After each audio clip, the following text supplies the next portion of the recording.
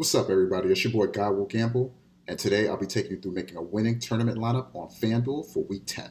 All right, so we're playing the Fanduel main slate, and the first thing that we have to take into account, if you notice just below my picture here, is going to be the salary. So we're given a $60,000 salary to play with, and each player in the pool is given a salary that takes away from that cap that we have. So we have to stay within this constraint to make sure we build a valid lineup. We also have to ensure that we have at least one quarterback, or one quarterback specifically, two running backs, three wide receivers, a tight end, a flex, which can be a running back, wide receiver, or tight end, as well as a defense. So to start, since we're building a tournament lineup, we have to take into account a couple of factors. On FanDuel, the way that the scoring is set up is it tends to be more touchdown focused. So you want to get players in games where they have a high touchdown equity, a high chance of scoring a touchdown, and normally that comes from Vegas totals. There's plenty of places online where you can go to get Vegas totals, which will give you sort of a projection of what you can base the team scoring off of. And that's normally where you want to start with your lineups and targeting players. In addition to that, we want to take into account where the field is going to be. So again, there's a lot of places online where you can get popularity projections to kind of get an idea of where the field is going to be. And then also, you can kind of make your own assumptions. And that's what I'll do here as well as we go through making this lineup to find a way that we can pivot a little bit from the field. So to start, normally we can start here at quarterback.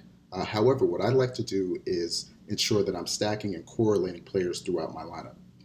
And the reason why I want to do that is because if I look at these 9 roster spots as individual results, that means that I have to get 9 things right on this particular slate. And that's going to be very difficult to do. If I can start to stack and correlate some players a little bit, then I can turn this 9-position lineup into 4 to 5 results. And that's going to be much easier to get correct while still giving us upside to be able to take down a tournament, which is what we're trying to do. So instead of starting at quarterback, what I like to do is pick my skill position players, and then from those skill position players that I have, allow that to lead me in the direction of where I'm going to go with my quarterback when I'm stacking. So to start, since we have to stay within the salary cap, what I like to do is take the best value on the board and add them to my lineup right away. And I'm not really giving you any type of amazing insight by going to Mike Davis. We've seen in the past when Christian McCaffrey has been out that he soaked up a ton of the volume and work for Carolina, both in the passing game and rushing the football. And salary, most importantly, is $5,400. So that makes it very easy for him to allow us to fit a lot of other players that are higher salary into our lineups. So with that, I want to go to one of the highest projected totals as far as the game totals for this week, and that's going to be the Seattle and LA Rams game, and grab a couple of wide receivers from there that I think can outperform. When I'm looking at wide receivers in particular, I'm looking at sort of a 1A and 1B between their average depth of target and the amount of volume that they're going to get. So I want to grab players that are going to have access to both, and especially in high total games, I think that's going to give me a good way to start, and then potentially give us some ways that we can stack as well. So if I go to this game, I'll start by plugging in Cooper Kupp. He obviously had a ton of targets last week and has generally been the volume play for the Rams. They don't necessarily throw a whole lot, but in a game against Seattle where they're projected to score more points than usual, playing against a defense that isn't as good as some of the other defenses they've faced, Cooper Kupp's in a good spot where he can perform really well. And I'll pair that on the opposite side with DK Metcalf, who we've seen this year sort of ascend to sort of a 1A role in Seattle. I think it's still a 1A and 1B between him and Lockett, but we're seeing DK Metcalf get more volume also to go with the high average depth of target as well as the red zone looks that he usually gets. So I'll start there with sort of a stack or at least a correlated pairing. What I'll do next is go a little bit lower as far as the projected totals, but not too far. The game is projected as a 51 total currently, and go to the Denver and Las Vegas game to grab a couple players that might not be as popular this week. And the way that I'll do that is I'll grab Jerry Jeudy here, who we saw last week, had a blow-up game against Atlanta. Looks like he's questionable with the shoulder. I'm not really too worried about players that are questionable now because this is more about the concept of how to build a lineup more than the players themselves. If any players were out, we could either pivot to other players within that game, or we might want to just pivot elsewhere to a different game and still look for a correlated pairing. And on the Vegas side, since they don't throw the ball a ton, I want to try to get the highest volume play. And for me, that's going to be Darren Waller at tight end. The way that the tight end position this week kind of breaks down, it's a little ugly. You don't really have the really safe plays up at the top like you sometimes get with Travis Kelce or George Kittle. And Darren Waller is the next best thing, generally speaking. So we'll get Darren Waller in there. And then at this point, this gives us some options of some ways to go with our quarterbacks. So, I can play Teddy Bridgewater, given that Mike Davis does operate as a pass catcher for Carolina as well when he's in the lineup. But I have a few places that I can go with a quarterback to stack.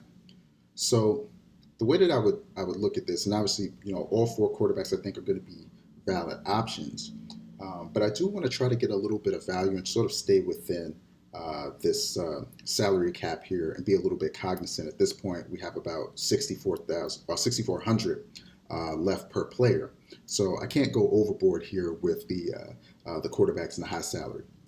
So to me, that's going to eliminate Russell Wilson from this particular lineup.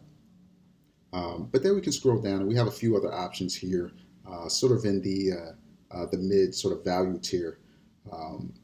Jared Goff, I expect to be a pretty popular option. And definitely a good option to have here.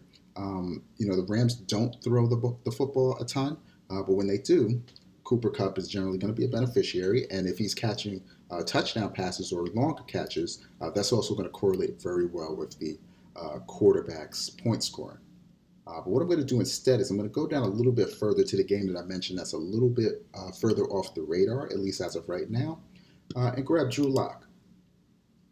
So what that does is that gives me a stack of Drew Lock with Jerry Jeudy and Darren Waller coming back on the opposite side. And I still have to correlate a pairing with Cooper Kupp and DK Metcalf. So I can knock down those 5 individual pieces in my lineup down to essentially 2 to 3 results that I'm looking for to allow this lineup to outperform. So at this point, we have a couple of different options and ways that we can go to actually build the rest of this lineup. As I mentioned, currently I have a stack here with Lock to Jeudy. If I wanted to, I could add a double stack and I could go back to the Denver game and I could add another pass catcher, a player like KJ Hamler or Tim Patrick, who have seen reasonable volume and also would have touchdown equity as well, being good pass catching options in this game, could potentially fit into the flex here. And that would be a good option to go. Another way that I can go is I can look for a tertiary stack that I can add to this lineup. So I could add another correlated pairing between my flex and my running back to give me a little bit more correlation within the lineup itself. But what I'm going to do here is actually try to grab a player that I think might be a little bit undervalued and might not necessarily be at the top of a lot of people's radars given this matchup, and that's going to be DeAndre Hopkins. So I'll plug in DeAndre Hopkins in the flex. And if you notice, that's going to drop the amount of salary that we have left substantially because DeAndre Hopkins is a higher salary player. Now we have to be really serious about the value that we add here. The good thing is that we have a defense left to fill. And for defenses, they're insanely random as far as how they score their points on the outlier side of things. And we're talking about looking to win a tournament. You're going to need an outlier performance from a number of the players in your lineup, defense included. So because defense can be pretty random as far as how they score, I'm not really too concerned with going to a lot of the high-priced defenses unless I just happen to have the salary left over, and those defenses can still score as well. So what I'll do here is I'll generally just go and I'll start from the bottom and try to work my way up and find a good defense that I feel comfortable with for this particular lineup. And at the bottom, we have some really bad defenses or defenses that don't really have the best matchup, as well as a defense that's going against players in our lineup. So we're obviously going to take out the Raiders and not include them in this particular lineup. But as we go up, I think we can settle on the Giants. They're in a matchup against Philly, who has had a tough time with their offensive line recently. And the Giants have actually had multiple sacks in all of their games this season. That's one way to score points. Sacks can lead to fumbles, could potentially, with that pressure, lead to quarterbacks making bad decisions as well. So that's something that I can bank on here, hopefully, with the Giants. And if they're able to score a touchdown, even better. So that leaves us 6,200 for our last running back spot. And so what I want to do there is try to get the best player that I can just fit into this particular lineup, and then I can start to look at the lineup as a whole and figure out if there's any places that I want to pivot. And for this week, since we need a little bit more value, I'll scroll down a little bit here and get to a player that I think can give us a little bit of value and also could be a little bit less popular this week, depending on how things shake out. Now, obviously, we have to be cognizant of injury news leading up to Sunday. But if David Johnson is out, we saw that Duke Johnson handled the bulk of the work for Houston. They're also in a game that's projected to be a reasonably high point total as well. And so I can add Duke Johnson into this lineup. And now I've got a tournament lineup that, based on some of the factors that I'm looking for as far as touchdown equity and volume and getting some correlated pairings into this lineup, I think this lineup has a good shot of being competitive in tournaments for this week. And that's what we're looking for from a tournament winning lineup.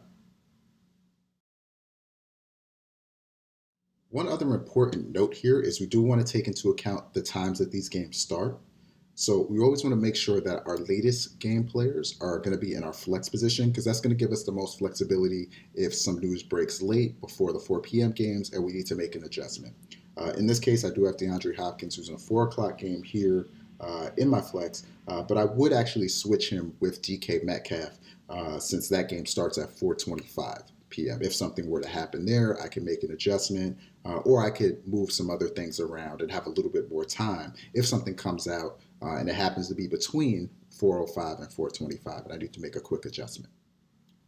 Thanks for watching. I hope that was helpful in giving you some concepts that you can apply to your daily fantasy lineups for week 10 and beyond for fantasy football on FanDuel.